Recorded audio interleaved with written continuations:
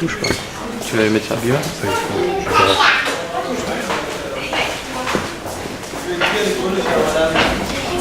maman, il fait peut-être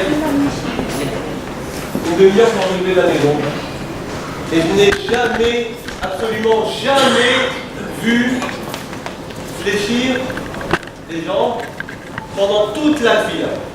À chaque fois qu'il était debout, jamais je n'ai vu fléchir les jambes comme ça, ou poser le coude sur. Absolument jamais. Et je peux vous dire, ça fait quelques années, à chaque fois je me surprends en train de faire ça pendant la Hamida ou pendant la Hadara, et tout de suite je me relève. J'ai l'image devant ma main à la Shalom, et après que ce soit pour nous une source comme ça d'apprentissage dans le Midot, d'ailleurs comment on doit se comporter à la synagogue. Parce qu'effectivement il avait, comme disait notre président, j'ai envie de le dire en yiddish, les hiba. Les hiba de ce grand rabbin, ça veut dire les hiba, il n'y a pas de traduction possible, c'est tout ça. C'est la présence des, comme on dit, des jeunes de la classe. Ben, tout simplement, c'est un rage qui avait en permanence à Kadosh Baruch Hu devant les yeux, Shiviti Hashem Elekdit Ami. Un rage qu'on est toujours comme ça à Kadosh Baruch Hu devant ses yeux en permanence.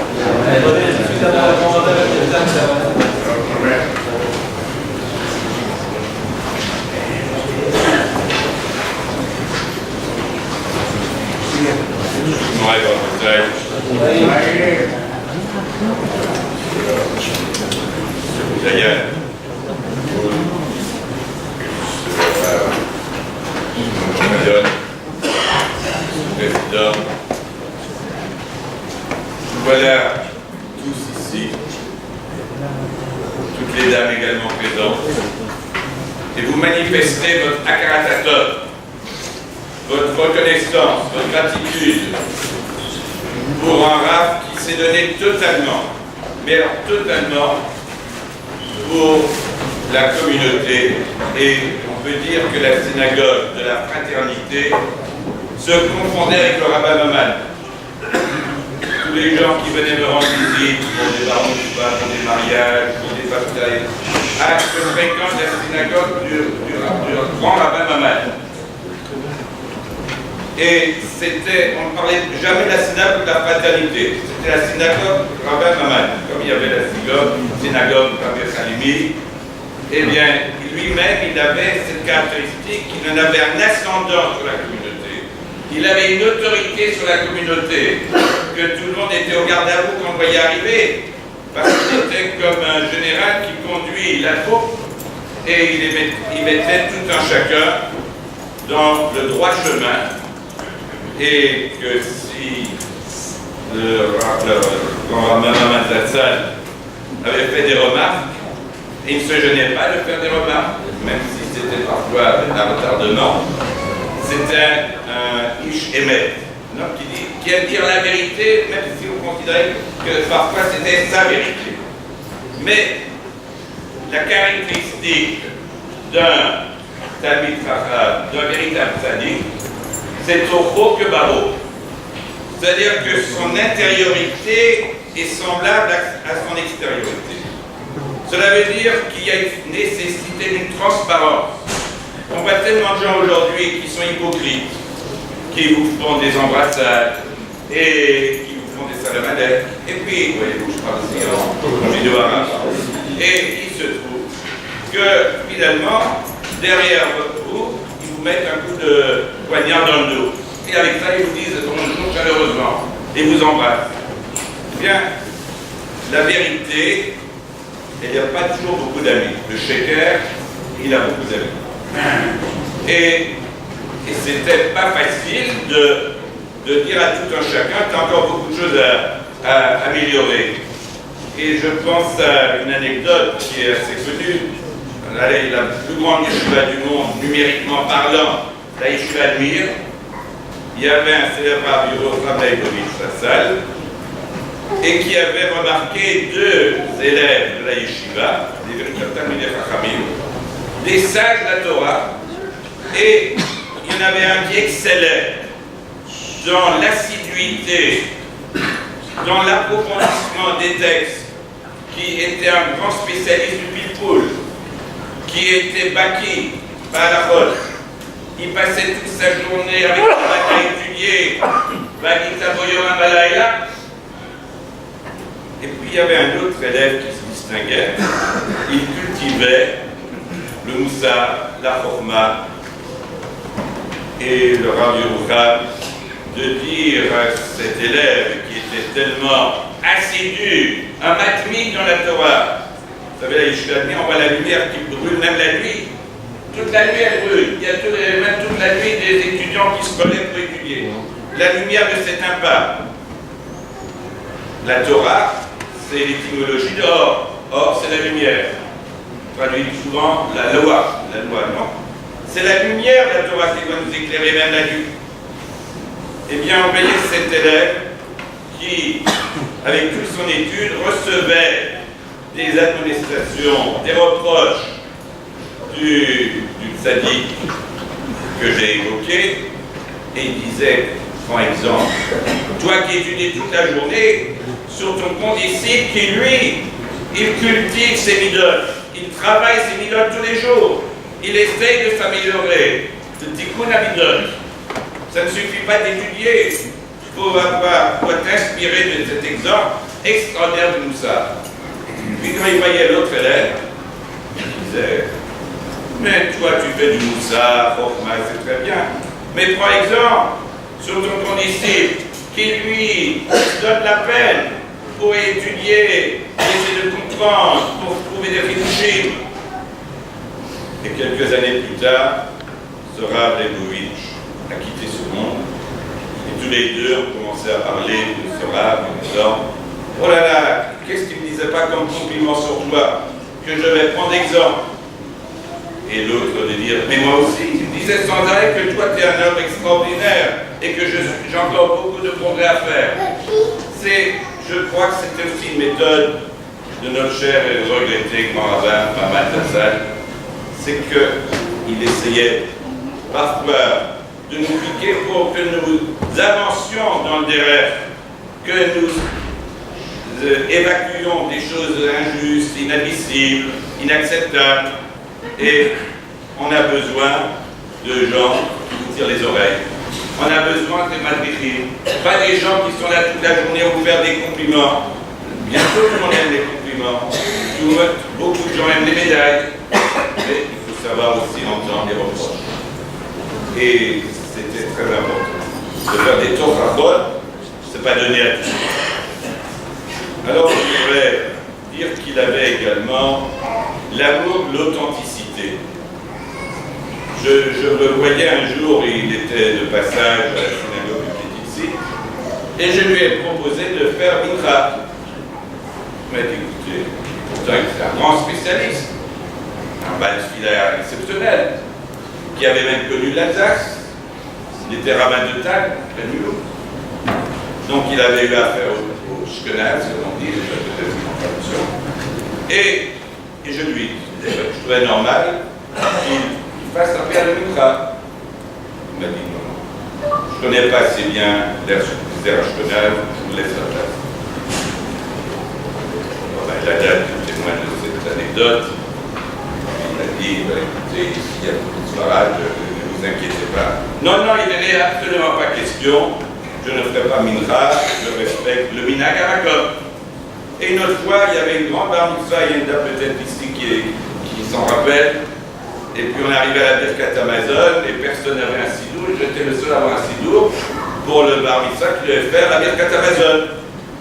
Et il lit la Birkat Amazon Ashkenaz.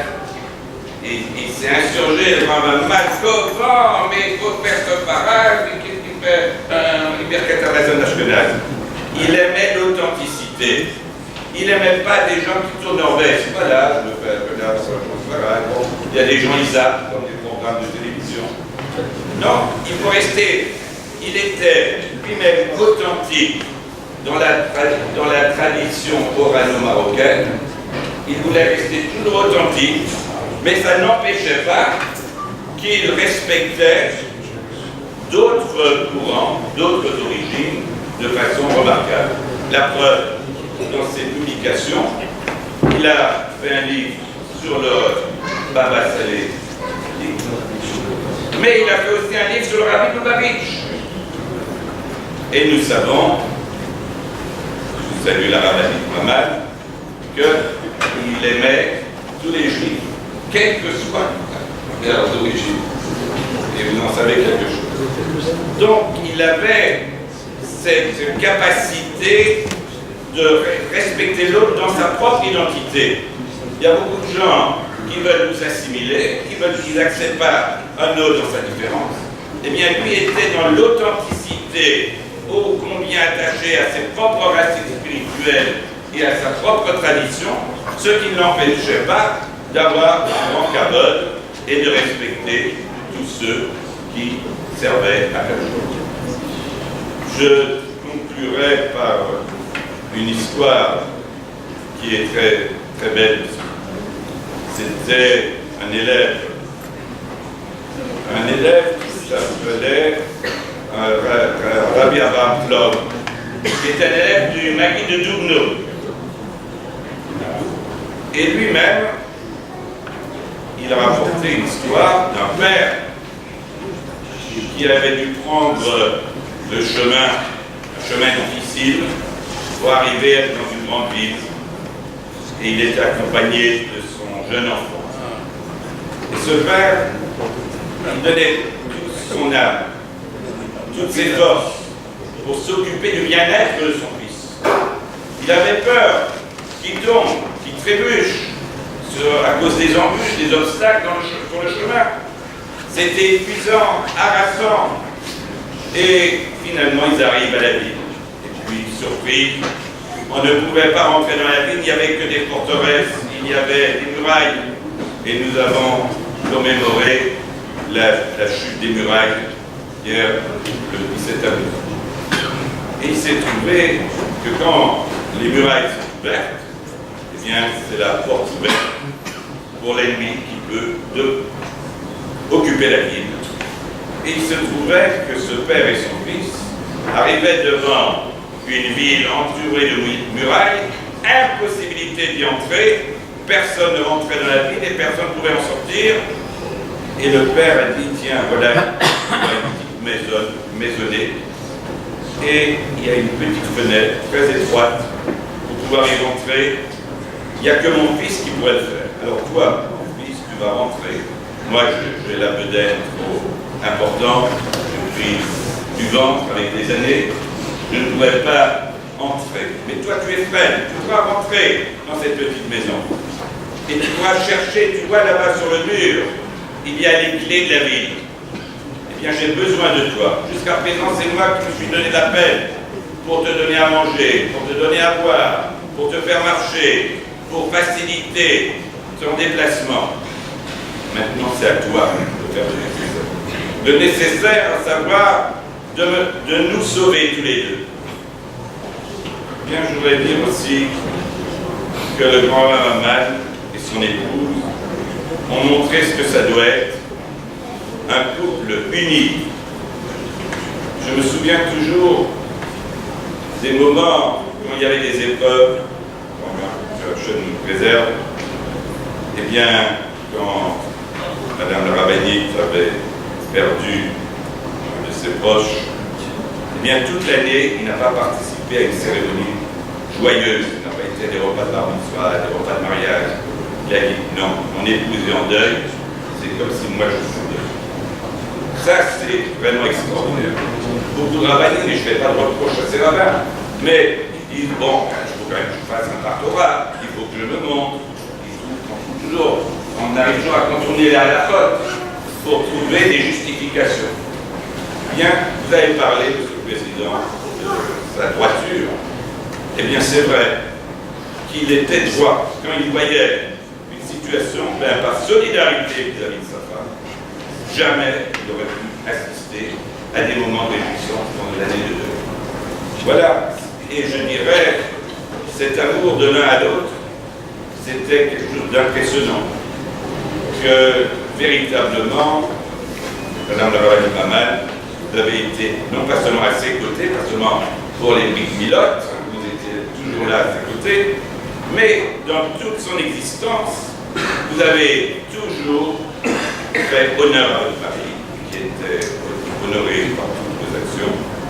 Et je crois que c'était ici un exemple à suivre pour l'ensemble du clan d'Israël. Ça fait toujours la peine quand des rabbins divorcent, parce que ça arrive aussi, même dans ces milieux.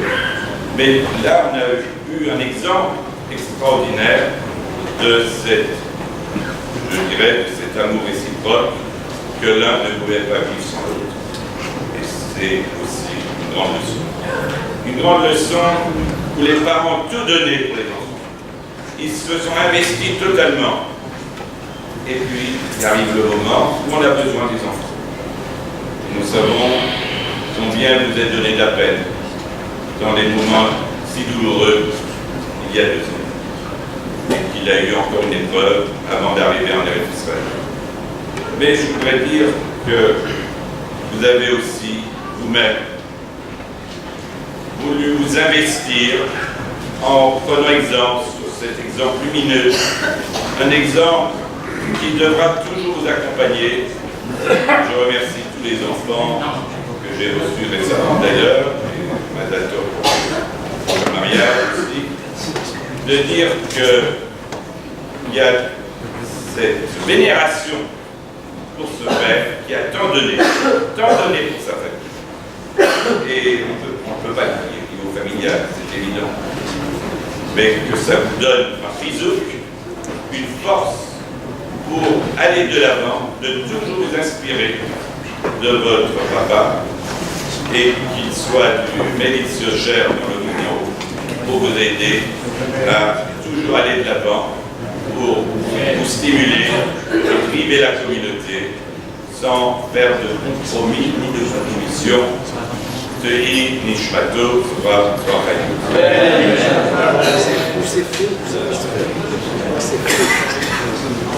Ça va. Par condition, monsieur le maire, je demandais à notre maître à venir à la lettre de faire le rachat à la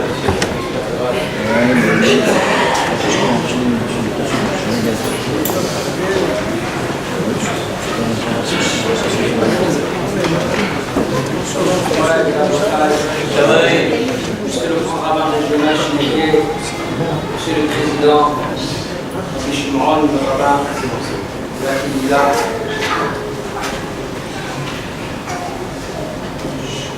il est important pour nous de bien nous rappeler les 3 fondamentaux de la personnalité du Rabbi Yehuda Mamad Zichrono Libracha. C'est important pour nous, pas simplement pour lui rendre hommage, c'est important pour nous prendre exemple, pour savoir comment on doit agir en tant que personne communautaire, en tant que responsable du Kéhila. Je vais essayer de faire émerger quelques éléments d'une importance capitale à mon sens. Il est rapporté dans un midrash quelque chose de très surprenant. Nous savons que Moshe Rabbeinu, quand il est monté dans le ciel pour recevoir la Torah, il est rapporté dans le midrash que les malachim, ils ont voulu l'incendier. Ils ont voulu le brûler avec les flammes dont ils étaient composés. Et Moshe Rabbeinu, il a tremblé de tous ses membres. Qu'est-ce qu'il a fait Hachem pour sauver Moshe Rabbeinu? Il lui a fait en sorte que son visage ressemble à celui d'Abraham Avinu. Effectivement, les malachim, quand ils ont vu Moshe, en fait, ils ont vu Abraham. Et Hachem, il a dit aux malachim, vous ne vous rappelez pas que c'est lui qui vous a hébergé?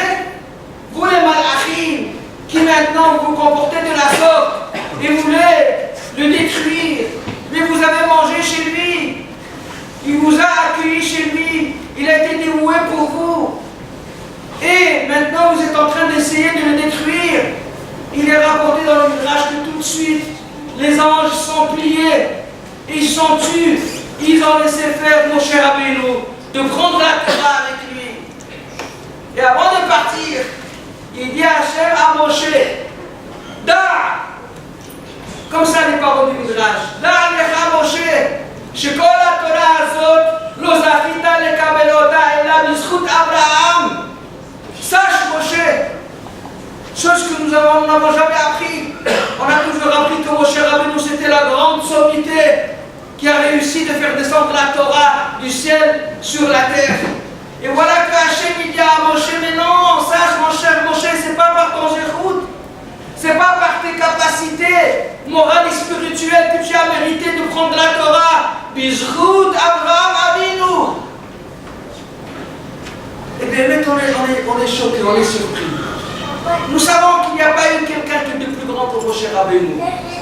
Et c'est une réalité. Moshe était plus grand qu'Adam, qu'Abraham, qu'Yitzhak, Moshe était tous les tzadikim de l'Olam. Il n'y a personne qui a atteint le niveau de Moshe Rabbeinu. Et maintenant, Hachem dit à Moshe, c'est grâce à Abraham que tu reçois la Torah. Quel est le pshat, Rabotai? Je vais vous dire quel est le pshat. C'est sûr que Moshe était super grand. C'est sûr que Moshe était le plus grand ami, le plus grand sage.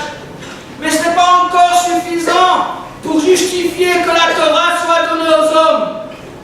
Il est dit qu'Hachem, au moment où il a voulu donner la Torah au clan d'Israël, il leur a exigé des garants. Et les seuls garants qui ont été agréés par Hachem, c'était le fait que l'Am Israël s'est engagé à transmettre cette Torah à leurs enfants. Ce sont les enfants qui étaient les garants pour justifier qu'Hachem donne la Torah. Moshe qui soit super grand, soit, mais qu'est-ce qui va advenir de cette Torah-là? Je vais la donner aux hommes, qu'est-ce qui va advenir de cette Torah? Il a fallu que l'Armée Israël prenne ses enfants et qu'il les expose en tant que caution pour que cette Torah pérennise au sein du clan d'Israël. Et tant qu'il n'y avait pas cette garantie qu'il y allait avoir une perduration de cette Torah, malgré toute la dimension gigantesque de Moshe, Hachem n'aurait pas donné la Torah. Or, vous savez ce que c'était Abraham Avinu. Vous savez que c'était la spécificité d'Abraham Avinu. Même si peut-être Moshe était plus grand qu'Abraham, vous savez quelle était la spécificité d'Abraham Avinu? Qu'il est Akim, le Ma'am, Hachem, Tzavet, Banav, Bet Bota Haram, Hakadosh Baruch Hu témoigne dans sa Torah. Je sais qu'Abraham Avinu, il va transmettre ça à ses enfants. Qu'il est Akim, Hachem, Tzavet, Banav, Bet Bota Haram.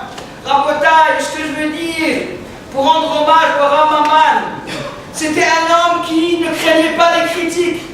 C'était un homme qui ne craignait pas ce qu'on allait dire sur lui. C'est un homme qui a assumé sa fonction de Rav de la Kehila. Un Rav de la Kehila, c'est justement quelqu'un qui n'a pas peur ni des fidèles ni du président. Ça, c'est un Rav de la Kehila. Parce qu'il a une mission de transmettre. Il a une mission de dire les paroles de la Torah. Il a une mission d'afficher l'image de la Torah. Et ça, c'était un exemple. C'était un exemple, dans ce domaine-là, c'était un exemple, le Rav Maman. Le Rav Maman a été capable de dire ce qu'il faut dire au nom de la Torah, d'afficher l'image de la Torah, d'afficher les valeurs de la Torah. Pourquoi? Parce que c'est ça, tout le secret de notre pérennité. S'il n'y a pas cette transmission, il n'y a pas de clan d'Israël. Sachez la bataille, s'il n'y a pas de transmission, il n'y a pas de clan d'Israël. Et donc, il faut être capable de transmettre. Il faut être vraiment capable de transmettre. Rabotai, je vais vous dire une chose. Tout le monde a parlé de l'exercice de l'autorité de Rav Maman. C'est une réalité. Elle était flagrante. Elle était flagrante. L'autorité de Rav Maman était flagrante. Vous savez, il y a peut-être quelque chose que les gens ne savent pas, que les gens ne décèlent pas facilement. Il savait se rendre petit. Il savait se rendre petit à plusieurs occasions. Il avait cette autorité qui était exercée, mais de façon flagrante. Et à côté de ça, il savait se rendre petit. Il savait se rendre petit quand il fallait être au service de tel ou tel besoin d'un fidèle de la Kehila. Il savait se rendre petit quand il fallait se dévouer pour l'association Baba Saleh. Il savait se rendre petit pour venir étudier régulièrement au Beth Midrash, à la Yeshiva de la rue de Mirier, avec moi chez Badel Haïm Tovim. Il savait se rendre petit pour venir maman pendant des années. Pendant des années, j'ai étudié avec lui. Pendant des années, j'ai étudié tous les matins, il venait de 9h à 10h, 10h30. On a étudié combien de Masertot, Maseret Souka, Maseret Gittin, Mahalachot Mitvaot. Il venait comme ça étudier. C'est fantastique, c'est extraordinaire. C'est-à-dire que nous avons devant nous, en fait, une conscience d'une personne qui sait qu'il faut exercer l'autorité. Mais il sait aussi qu'on est petit et qu'on doit apprendre. Et qu'on doit même apprendre. Je vais vous dire un hidouche. Je vais vous dire un hidouche nifla. Vous savez, les rapporteurs, à propos de Mizbeach HaKetoret. HaKadosh Baruch Hu, il a dit à Moshe Rabbeinu, tu vas construire l'autel des encens. Il y avait deux autels dans le Beth Amikdash. Il y avait le grand autel où on pratiquait toutes les offrandes quotidiennes bestiales. Il y avait un petit autel qui mesurait à peu près 90 cm de haut. Il était fait avec du bois recouvert avec de l'or. Etz Erez recouvert avec l'or.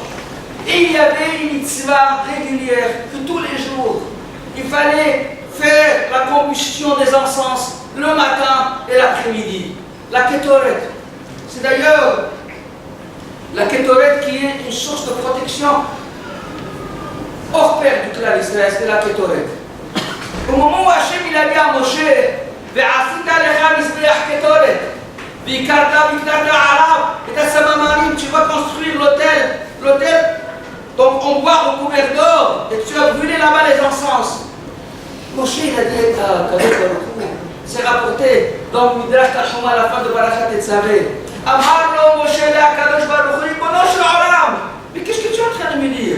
Tu es en train de me dire de faire un autel en bois, que je plaque en or, et que là-bas, continuellement, je vais aller brûler les encens.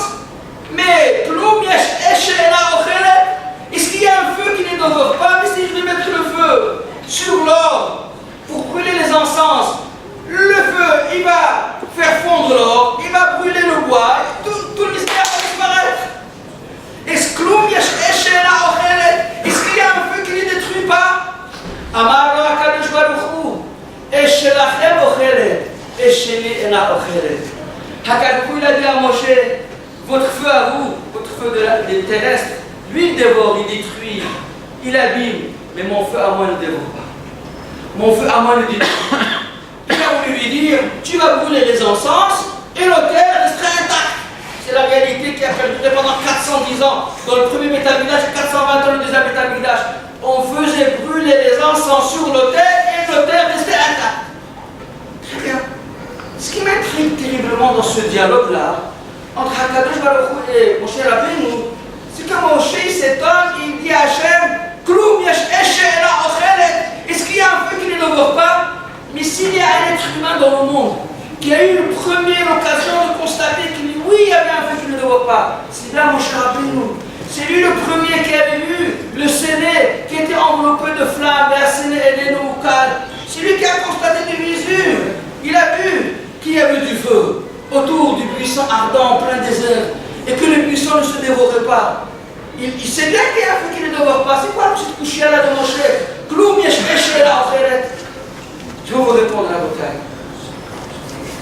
La Gemara dit dans Masechet Yevamot qu'à l'époque de David HaMelech, il y avait une famine pendant 3 ans. Et David HaMelech ne savait pas pourquoi il y avait cette famine. Il a pensé que c'était à cause peut-être de l'idolâtrie qui était pratiquée en cachette. Il a fait des enquêtes, des recherches. Il a vu que dans toutes les couches sociales de Am Israël, personne ne faisait de l'idolâtrie. Il a pensé peut-être à cause de l'adultère. Il a vu qu'il n'y avait pas du tout d'adultère. Il a pensé que c'est peut-être à cause du fait qu'il y avait des gens qui annonçaient des dons publiquement et qu'ils ne les honoraient pas. Il n'avait pas non plus cette faute-là. Toutes ces 3 fautes, la Gemara amène des versets pour démontrer qu'ils sont source de nombre de parnassas de Am Israël.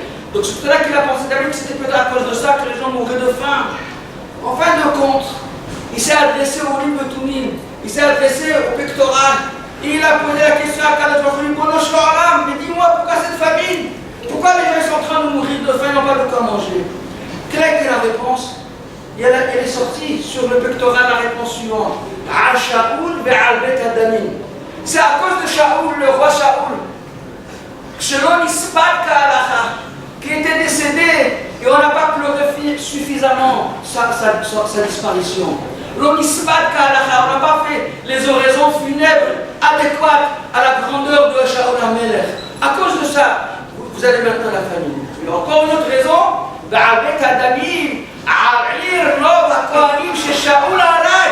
À cause du péché de Shaoul qui avait tué la ville de Kohanim.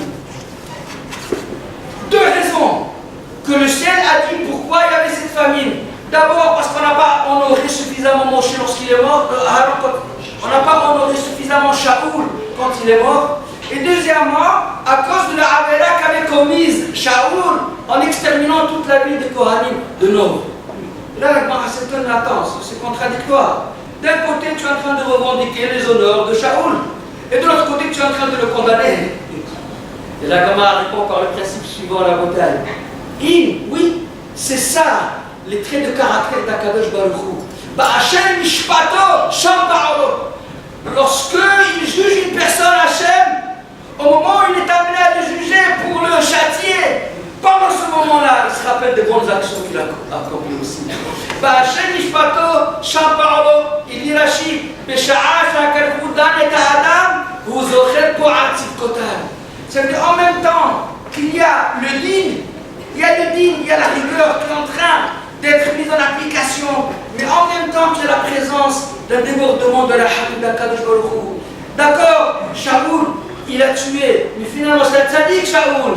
En fin de compte, c'était une grande personnalité, il fallait l'honorer. Ba'Hashem Mishpato Shampa'olo. Nous voyons ici un phénomène qui est d'Akadosh Baruch Hu, qu'on n'a pas le droit de perdre le contrôle dans les situations auxquelles nous sommes confrontés. On doit mettre en application de la sévérité, il faut aussi laisser la place à la miséricorde, simultanément.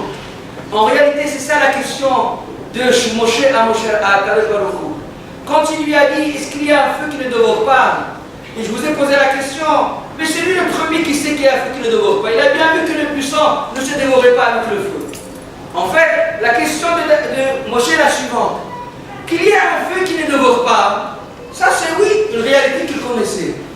Mais qu'il y ait un feu qui en même temps il dévore les encens et en même temps il épargne lors de l'autel, en même temps il fait des taurones, en même temps il y a les dînes et en même temps il y a Hamza, il ne comprenait pas. Comment c'est possible? Comment c'est possible qu'en même temps il détruit, en même temps il ne détruit pas? Il dit ça c'est mon affaire d'abord. Ça c'est le feu d'Hachem. Le feu d'Hachem, oui. Le feu d'Hachem, il est capable en même temps de détruire, de brûler les encens, et en même temps, il épargne lors de l'autel.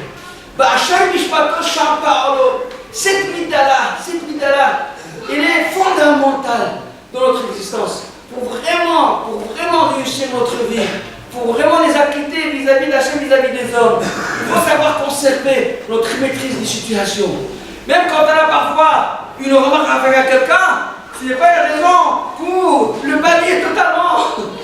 Même si parfois j'ai une remarque à dire de plaise quand quelqu'un a une remarque contre sa femme, il ne va pas repasser les chemises. Mais attends, tu ne vas pas maintenant faire de ça un scandale. N'oublie pas tous les hassadim qu'elle t'a fait. Ba'Hashem Mishpato Shampa'olo. Ça c'était le modèle, il me semble. C'était le modèle de Rav Amar Ala Shaoul. Il y avait ici lui effectivement, Ba'Hashem Mishpato Shampa'olo. Il exerçait son autorité. Et c'était un devoir. C'était un devoir, il exerçait son autorité. Mais n'oubliez pas qu'il fallait aussi se rappeler qu'on est petit. Il n'oubliait pas qu'il fallait se rappeler que parfois il fallait apprendre. Il n'était pas oublié que parfois il fallait être au service de l'un et de l'autre. Ba'Hashem Mishpato Shampa'olo. Il est rapporté au nom de Rabbi Sallallahu alayhi wa sallam. À la fin de la Gemara Sota, il est dit que malheureusement à l'époque du Mashiach, il va y avoir une déstabilisation des valeurs qui est terrible. Il est rapporté Bat Kama B'Ima, la fille se révolte contre sa maman, Bekala Bahamota, et la belle-fille se lève contre sa belle-mère. Pnei Hador qui Pnei Hakel, le visage de la génération ressemble à la dole du chien. Voilà la traduction des paroles de Hazar dans la dernière Mishnah de Masechet Sota. Pnei Hador qui Pnei Hakel. La génération a un visage, elle ressemble à la dole du chien. Il a dit une fois la Mishnah, c'est quoi exactement cette image-là? Ça veut dire quoi? Que la génération ressemble à la gueule du chien. Il a dit, vous remarquez dehors, on m'a dit parfois, il y a des gens qui sortent avec leur chien. Ils ont leur chien avant. Il est à 20 mètres ou 30 mètres plus loin qu'eux, et ils sont derrière. A priori, quand on voit cette image, on a l'impression que c'est le chien qui dirige le Ba'al Habayit. Puisque c'est le chien qui est avant, l'autre il le suit. Mais en réalité, c'est pas vrai, si vous faites attention, de temps en temps, le chien tourne la tête pour voir où est-ce qu'il veut aller le Ba'al Habayit. Quand il arrive à un moment donné, il faut tourner, il s'arrête et il voit. Extérieurement, on a l'impression que c'est le chien qui dirige. Mais en réalité, c'est le Ba'al Habayit qui dirige. Rabotai, il a dit Rabbi Sallallahu alayhi wa sallam, il y a parfois des kihilotes. Il y a des kihilotes. Ils ont un rab. Alors on a l'impression que c'est le rab qui dirige. Ce rabbin, il a tormenté toute sa tête pour voir où il veut aller. Où il veut aller. Les administrateurs, et les fidèles, et le Kahabi, il veut aller. C'est pas lui qui dirige, c'est lui qui dirige. On a l'impression que c'est le chien qui dirige, mais en fait c'est le Bahamet qui dirige. Et parfois, Hachem et la femme ont cet aspect-là. Et bien, je peux vous assurer que la maman, c'est pas comme ça. La maman, il dirigeait sa qu'il-là. Quand Bronze et Marie dirigeaient sa qu'il-là, c'était un exemple dans ce domaine-là. Je dis la chose de la Bethel. J'ai encore beaucoup de choses à dire, mais toutes, je ne peux pas vous accaparer. Je vais simplement dire que les valeurs qu'il a réussi, le Rabbi Yehuda Maman a bien implanté dans la Kehila, dans cette choula et dans la ville de Villeurbanne, où il a affiché effectivement, cette grandeur du rabbinat, il a affiché cette autorité-là, il a affiché ce sens de responsabilité, et il a que telle valeur peut être récupérée chez nous. Il a que de là où il se trouve, il plaide toujours en faveur de ses enfants, en faveur de la rabbinat qui a été à ses côtés d'une façon permanente. Il a qu'il prie pour toute la Kehila,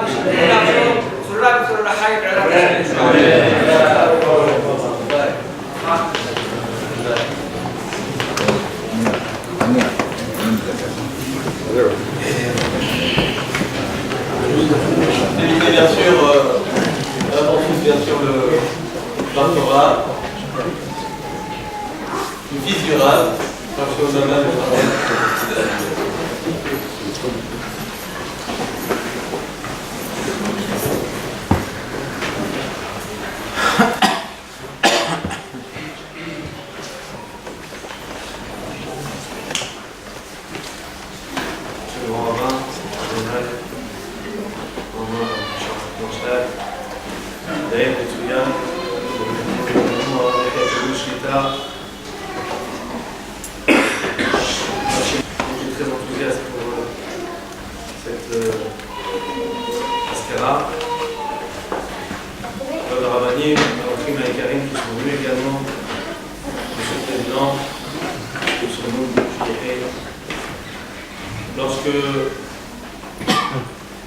il s'est agi de prévoir la Haskara qui effectivement, dans l'effectif, a lieu à Hachem dimanche 22 Tammuz. On anticipait la Séouda et on voulait que ce moment soit un temps de Hitorut. Vous savez que ces dernières années, mon père, Rabbi Haim Yehuda Yaakov Sodbar, Esther Rabbi Yahya, organisait des Hitorut, des réunions où il invitait des rabbinim pour venir parler et amener un éveil. Et avec ma mère, Shakibadeh Haim Tovim, on souhaitait que justement cet événement soit aussi un temps de Hitorut. Et effectivement, les drachot que nous avons entendus jusqu'à maintenant sont un éveil pour tous ceux qui veulent écouter et entendre. Alors, il m'est très difficile de parler maintenant. Je voudrais essayer de ne pas m'alourdir, mais puisque c'est un devoir et que c'est les Mishpat, mon père c'est celui de la femme, alors je voudrais ramener juste deux enseignements. Un enseignement qui en tout cas me permet de le retrouver, peut-être même de comprendre tout ce qui a été dit aujourd'hui. Donc ce que je dis est le Nishmat, Rabbi Haim Yehuda Yaakov Sodbar Ben Esther, que ça les chamans soient inscrits dans le faisceau de la vie éternelle. Je voulais amener simplement, avec la permission des rabbanim, deux choses. Un midrash et une gemara. C'est des choses simples, mais auxquelles on ne pense jamais. Il est un passouk que nous récitons chaque année au moment de la Tkia.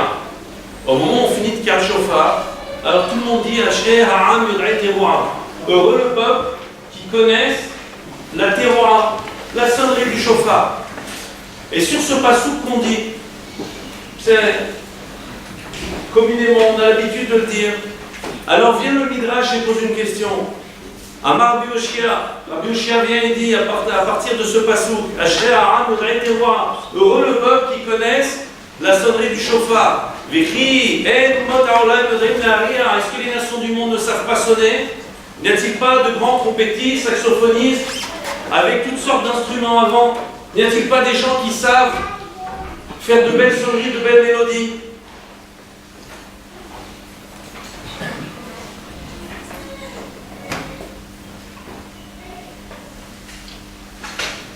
Et là, seulement dit le Midrash, de façon très fermée, sans trop expliquer, Shehen, le Ham Israël, Makirim, les Fatot et Boram, Bitorah, le Ham Israël sait séduire Akadosh Baruch Hu par ses sonneries de shofar, Veorom en Mikisadim de Hashem Bixer Hamim.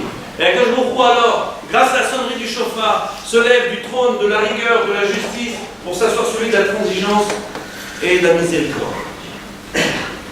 Et effectivement, quand on lit ce Midrash, c'est difficile de comprendre. Qu'est-ce qui est extraordinaire, effectivement, dans le shofar? Pourquoi c'est quelque chose qui séduit Kaviachol, qui séduit Akadosh Baruch Hu? Pourquoi la Tkiat Shofar, c'est quelque chose qui émeut jusqu'à qu'on puisse passer à un autre régime, qu'on quitte la sévérité pour qu'on soit dans la miséricorde? Enfin, le passouk lui-même, et ce qu'on dit à propos du shofar, quelque chose d'étonnant. Nous disons Ashrei ha'am yod'ei teroa, heureux le peuple qui connaisse précisément cette mitzvah qu'on peut appeler Sod HaTeroa, ce secret-là de la sonnerie du shofar. Moray Verbotai, ici, les mitzvahs qu'on ne connaît pas, c'est Tkiat Shofar. Et pour cause, si vous n'avez jamais entendu, il faut savoir que dans la Gemara, les Chachamim se sont posé la question de savoir qu'est-ce qu'on appelle une teroa, qu'est-ce qu'on appelle sonner. Et on ne sait pas au juste qu'est-ce que c'est. À partir du Targum, on a une indication, ça ressemble aux pleurs, mais on ne sait pas quel type de pleurs. Jusqu'à ce que Rabbi Abaou vienne et dise, alors puisqu'on ne sait pas, Rabbi Abaou vient et dit, alors on va essayer, on va faire les combinaisons. On ne sait pas si c'est des pleurs, des sanglots, on ne sait pas si c'est une complainte, quelque chose de plus long, si c'est quelque chose de court. Alors on va faire toutes les combinaisons. Et étrangement, on est en train de, quelque part, louer le Ham Israël, de connaître la sonnerie du shofar, alors précisément, on ne sait même pas comment est-ce qu'on doit sonner, on est obligé de faire toutes les combinaisons. Alors, Rabotai, pour répondre à cette question, alors je sais qu'il y a eu beaucoup d'intervenants, mais je vous propose simplement de m'attarder sur encore un petit passage d'Agmara qui va permettre de répondre. Il y a une Gemara dans la Sechet Brachot qui est bien connue, qui dit que les malachim, pour faire court, les malachim sont venus se plaindre chez Akadosh Baruch Hu. Les anges sont venus trouver Hachem et se plaindre. Pourquoi? Dit la Gemara, à propos de ce qui est écrit dans la Torah, dans Sefer Dvarim, qui Hachem, Elokechem ou Elokei, Elokim va donner Adonim Akadosh Baruch Hu, suprême des suprêmes, Dieu des dieux, maître des maîtres, Akel, Agadol, Agibor Vanora, Dieu grand, puissant, redoutable. Loïs Sapanim veut le Kachorah, qui ne favorise jamais et qui ne prend jamais de nos corrupteurs. Voilà qu'il est écrit que Loïs Sapanim, Akadosh Baruch Hu ne commet pas ce qu'on appelle Masopanim. Akadosh Baruch Hu ne favorise pas. Akadosh Baruch Hu, pas d'iniquité devant Akadosh Baruch Hu, pas d'injustice. On est à égalité. Et étrangement, dit Chachamim, il est écrit dans Birkat Kohanim, Issa Hashem Panav Elecha, que Akadosh Baruch Hu justement se tourne vers vous en Israël, que Akadosh Baruch Hu soit favorable en Israël. Alors les anges, forts de cette contradiction, viennent trouver Akadosh Baruch Hu et lui disent mais c'est pas juste. C'est pas juste ce qui se passe ici. Ça va pas avec ce qui se passe avec les autres nations. Pourquoi du favoritisme? Pourquoi du favoritisme pour l'âme Israël? Répond la Gemara. Akadosh Baruch Hu leur dit alors aux anges, Amar lahem v'chi lo esapanim le Israël. Akadosh Baruch Hu dit quoi? Je ne vais pas être favorable avec les autres juifs. Je ne vais pas les favoriser. Ils n'auront pas un régime spécial. Mais voilà qu'il est écrit dans la Torah, tu mangeras, tu te rassasieras et prononceras la bracha de Birkat Hamazon. Et termine la Gemara en disant Vehem medaldekim al atzma. Simplement, qu'il y a une particularité chez l'Am Israël. Je leur ai demandé de manger, d'être rassasié. Et une fois qu'on est rassasié, alors c'est pas difficile à définir, quand quelqu'un il est rassasié, il est repu, il n'en peut plus, en tout cas il a mangé, il est rassasié, il se sent bien, à ce moment-là seulement de faire le birkat, de faire la bracha. Et eux, ils sont exigeants sur eux-mêmes. Qu'est-ce qu'ils font? Ils n'attendent pas d'être rassasiés pour faire Birkat Hamazon. Quand on a mangé un kazaït, c'est vrai que Minatora, il faudrait qu'on soit rassasié, mais si quelqu'un a mangé un kazaït déjà, alors il va faire le Birkat Hamazon. C'est-à-dire que le Ham Israël s'impose, alors qu'on n'est pas complètement rassasié, on s'impose par nous-mêmes de faire le Birkat Hamazon à partir d'un kazaït. Cette Gemara-là est très singulière pour plusieurs raisons. La première raison, elle est ramenée par un Rav qui tantôt l'a ramenée au nom de Rabbi Ami et tantôt l'a ramenée au nom de Rabbi Assi. Ramener cet enseignement tantôt au nom de Rabbi Ami, tantôt au nom de Rabbi Assi. On ne sait pas pourquoi cette Gemara est introduite par un Rav, Rav Avira, qui n'a pas ramené cet enseignement au nom de Rabbi Ami et de Rabbi Assi quand on amène l'enseignement. Alors c'est écrit Bishmeh au nom de un tel. Et là, étrangement, la Gemara dit, tantôt il le ramène au nom de tel maître, tantôt il ramène cet enseignement au nom de tel autre maître. D'autre part, est-ce qu'on a résolu maintenant le problème de favoritisme? Finalement, est-ce qu'il y a pas iniquité? Finalement, en quoi le problème du favoritisme est résolu? Enfin, pourquoi est-ce qu'on dit dans la Gemara, Vehem et Daklekim al-Atzman, ils prennent sur eux-mêmes? Ils prennent sur eux-mêmes. Bien sûr que s'ils le font, c'est que c'est eux-mêmes qui ont décidé de le faire. Mais si on est médaillé, si on est précis, on voit dans le texte, il est écrit Vehem et Daklekim al-Atzman, c'est que le peuple juif s'est imposé sur nous-mêmes, sur lui-même, personne, chaque individu, sur lui-même, il prend la chose. Alors, Badaï, je voudrais essayer de dire les choses le plus clairement possible. Akadosh Baruch Hu a créé chaque être humain. Et à chacun, le Olam Mitamed et Tzedek Kanadam, le Olam, à chaque être humain, de prendre conscience de ses riyuvim, de ce qu'il doit faire dans sa vie. Toute la difficulté, c'est qu'il y a quelque chose qui s'oppose à ce que l'homme arrive à trouver ses riyuvim. Ce qu'on appelle Ha'ani Shelo, son ratson, l'ego de l'homme, le je veux, mon moi. Et chacun se voit au centre et remplit toute la pièce. Et c'est très difficile de trouver. C'est très difficile de se retrouver, de ne pas se perdre avec soi-même. Maintenant, c'est les Tzerara. Akadosh Baruch Hu a donné à l'homme un Nirolama Yetzara pour que l'homme choisisse, pour qu'il existe, pour qu'il y ait un choix, l'exercice du libre arbitre. Maintenant, Barati Yetzara, Barati Torah Tavi. Akadosh Baruch Hu a créé quelque chose qui permet à l'homme de s'en sortir. Qui est la Torah? L'imud de la Torah, Barati et la Mitzvot. Maintenant, pourquoi le limud de la Torah et pourquoi le fait d'accomplir la mitzvot, ça permettrait de s'en sortir? J'ai commencé par ce midrash sur Kriyat Shofar, puis cette Gemara qui parle sur le fait que le Ham Israël s'impose de faire Birkat Hamazon à partir d'une petite quantité. Vous savez, toute la difficulté, c'est ce qu'on arrive à faire une bonne lecture des situations. Toutes les situations. Quand on a affaire à quelqu'un, quand on parle à quelqu'un, quand on doit gérer un groupe, quand on doit gérer un cibourg, quand on doit gérer vis-à-vis de sa famille, vis-à-vis de son conjoint, commencer avec un enfant. C'est très difficile de gérer une situation. Parce qu'on est tellement présent, l'homme est tellement présent sans le savoir, que très souvent c'est ses intérêts qui sont en train de servir. Et ce qu'on est en train de nous dire ici d'extraordinaire dans cette deuxième Gemara, cette Gemara qui dit que l'homme Israël est prêt à faire le birkat à partir d'une petite quantité, c'est-à-dire qu'en fait, c'est pas nous qu'on est en train de servir. On n'est pas en train de chercher notre intérêt. Et c'est ce qui fait la grandeur du Ham Israël. On n'est pas en train de dire, bon, écoute, j'ai mangé, je suis prêt à faire un birkat à partir, si jamais je suis repu, j'ai bien mangé. Non, ce qu'on cherche nous, c'est à partir de quand je dois dire merci. Ce qui m'intéresse, c'est pas combien j'ai mangé, c'est combien je dois me sentir redevable. Ce qui m'intéresse, c'est pas ce que ça m'a amené, mais c'est combien je dois. Mais regardez comment c'est précis.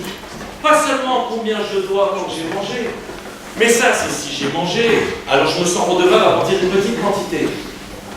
Très bien, imaginez maintenant la mission. On a décidé qu'un kazaït, à partir de kazaït, très bien, des rabbinans, disons pour faire Birkat Hamazon. Donc un kazaït, ça s'appelle déjà un repas, 30 grammes.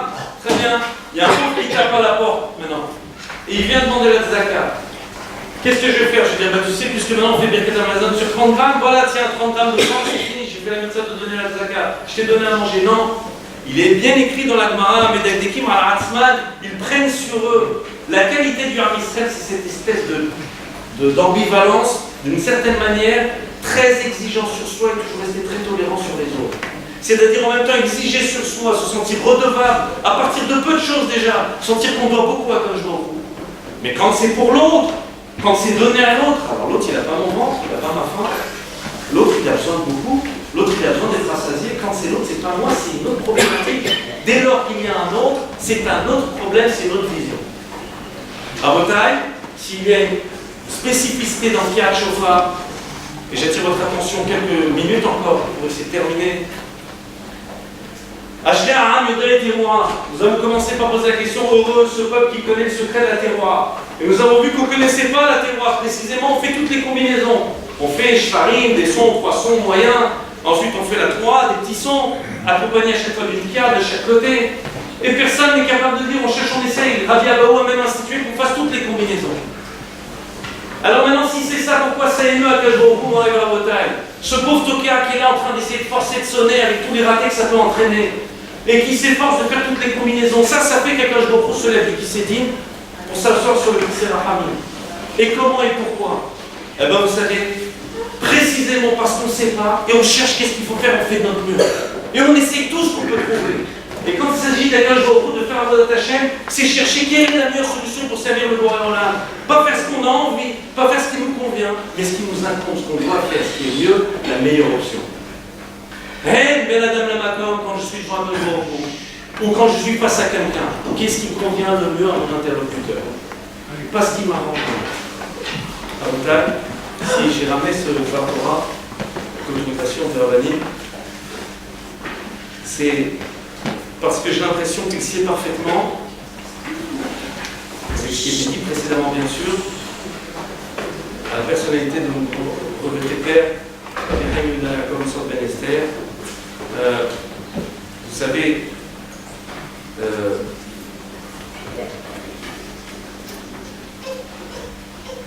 c'était quelqu'un qui avait beaucoup d'intérêt. Un ami m'a dit, Thierry, se reconnaîtra, il m'a dit, c'est qu'on va voir, c'est un monument de la Thérèse. C'est sûr qu'il était Mekadesh Shem Shamayim. C'est sûr qu'il était Baradmoud Vetsura. C'est quelqu'un qui avait un contenu, une forme, du sens, de la profondeur.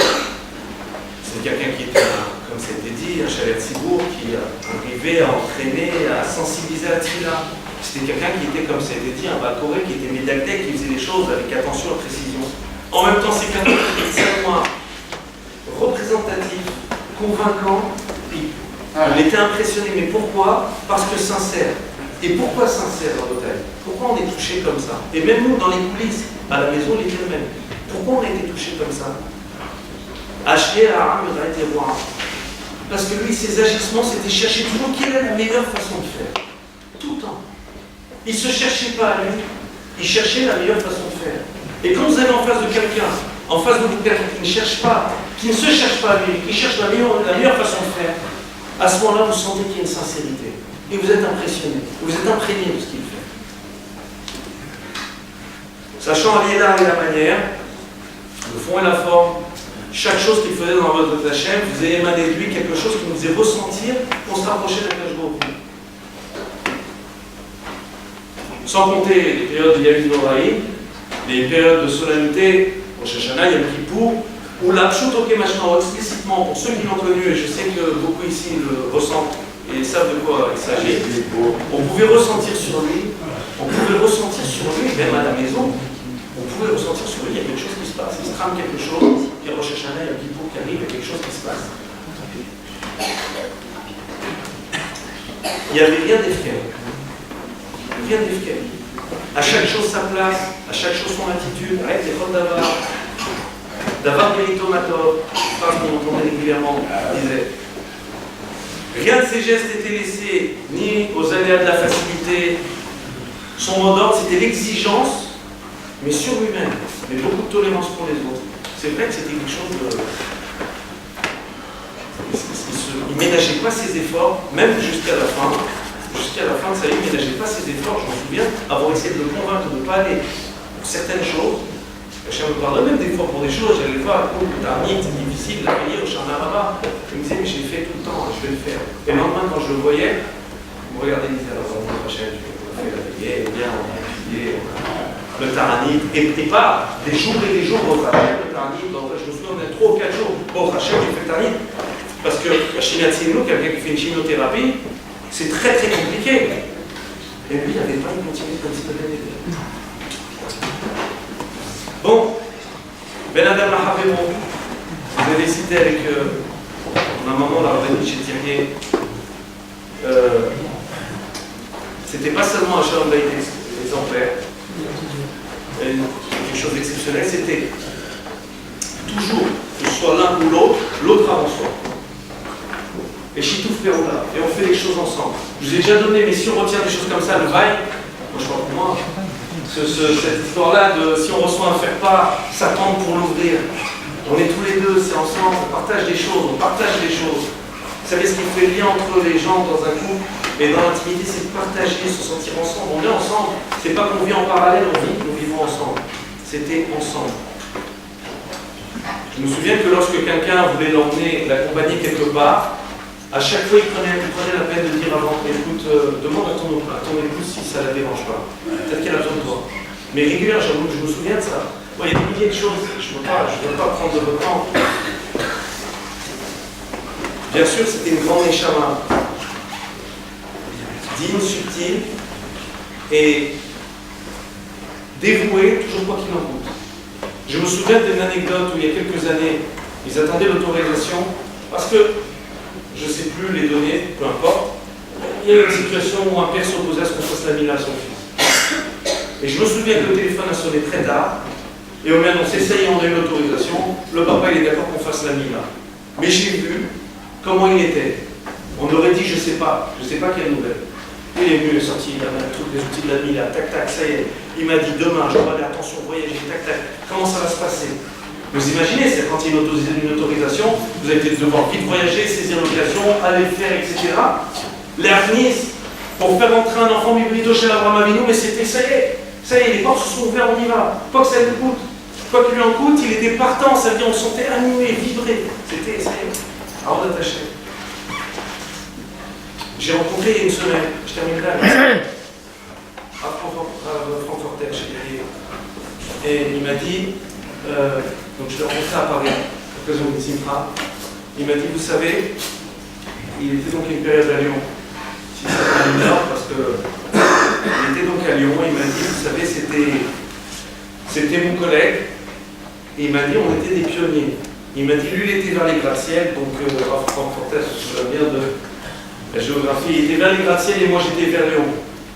Et il a dit, il a fait une ma'apecha, je me souviens, au gratte-ciel, etc. Il a dit, mais vous savez la différence qu'il y a entre un élan et un sursaut. Il a dit, Bisman et nous, on est dans un élan. Les choses sont lancées. Quand une chose est lancée, elle est portée par la force centrifuge. Donc elle est au-dessus du sol, elle maintient son altitude. Un sursaut, c'est quelque chose qui monte et qui retombe. Et là, il faut sans arrêt ranimer. Ça monte, ça retombe, ça monte, ça retombe, ça monte, ça retombe. Et sur ça, il a démarré comme ça. C'est une époque, c'était une autre époque. Une époque où il fallait, une époque de crise, un moment où il fallait ranimer les choses, raviver la flamme. Autant de Midot Ben Adam Machavero, Ben Adam Mikom, d'engagement, qui font que finalement, de lui, on peut dire que s'applique le principe Va'afet Hashem Elokecha, tu aimeras Hashem ton Dieu. C'est quoi? Celui qui fait que Hashem Ahev Alecha, celui qui fait que l'amour d'Akadosh Baruch Hu, il fait que tu aimes les gens. Parce que quand tu aimes quelqu'un, pas seulement, tu veux que tout le monde aime.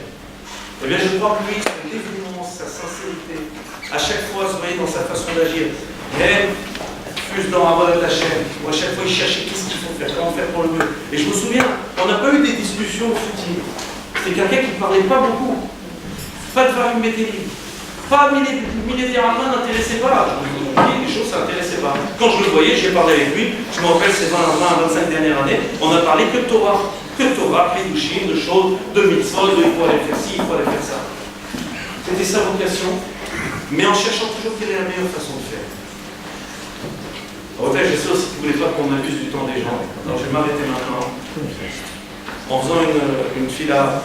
La vérité, j'ai rempli 3 cahiers ou 4 cahiers. Je suis venu avec une feuille. Mais il y a des centaines d'anecdotes. On a arrêté souvent par les gens qui nous disent voilà, mais il m'a fait ça, il m'a fait ça, quel tressé, quel truc, etc. Alors, Je suis heureux de voir les rabbinim Hashuvim réunis dans cet endroit, parce que lui, il aimait beaucoup l'harmonie. Pour lui, c'était très important, Talmid Chachamim, quelle que soit l'obédience. Un Talmid Chacham, si c'était un Talmid Chacham, Yirei Shamayim, d'où qu'il vienne, il est Yirei Shamayim et Talmid Chacham, alors on s'entend, on œuvre pour la même chose, c'est la même cause, c'est la Torah, c'est Avodat Hashem. Alors, Be'ezrat Hashem, que ces paroles qu'on a entendues et qu'on a dit, soit Leilou Nishmato, et que lui, proche d'Akadosh Baruch Hu, prie pour un moment, je suis pas d'accord avec la scène qu'il a fait aussi, pour l'ensemble de la famille. Et comme je sais qu'à chaque fois, je l'ai déjà dit, et j'aurai l'occasion de le dire à chaque fois, cette occasion, chaque fois qu'il était dans un Makom Kadosh, il priait pour les gens de la ville. Et il priait toujours pour les gens de la ville. La dernière fois que je l'ai vu, la force de prier, je ne peux pas vous dire parce que c'est un petit peu personnel, je suis rentré, je l'ai trouvé, il était en train de prier, de prononcer le nom des gens. Et la dernière fois que je l'ai vu, il était en train de prier. La dernière fois que j'ai pu l'entendre parler, c'était des tfilotes pour les gens. Alors qu'il soit mélicieux cher pour chacun d'entre nous, tous les gens de la vie, les rabbins, et que, Be'ezrat Hashem, on arrive avec cet événement à toujours aller Mehaïd El Haïd, et que ce soit nous Hato Began Aiden,